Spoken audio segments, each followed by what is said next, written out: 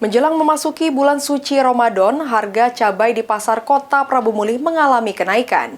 Meski mengalami kenaikan, pembeli cabai di pasar kota Prabu Mulih masih normal seperti biasa.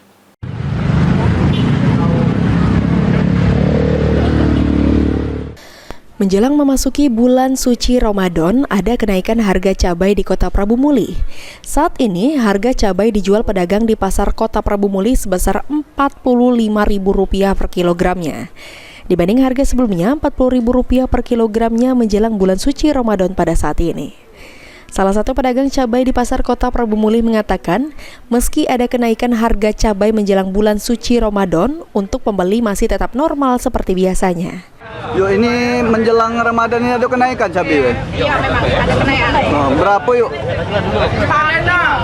Per apa itu? Per kilonya. Cabai jenis cabai apa yuk? Cabai keriting lokal. Cabai total. Kalau biasanya berapa harga biasanya? Biasanya 40. Ada kenaikan 5.000. Kalau untuk pembeli yuk? Kalau ya dia lancar ya. masa aku dibanding hari biasa kayak mana pembeli? Ya biasa-biasa. Biasa ya. Pedagang cabai di pasar kota Prabu Mulih mengaku cabai yang dijual di pasar Prabu Mulih didapat dari daerah Danau Ranau, Ogan, Komarelu Selatan. Anggi Perkasa, PAL TV.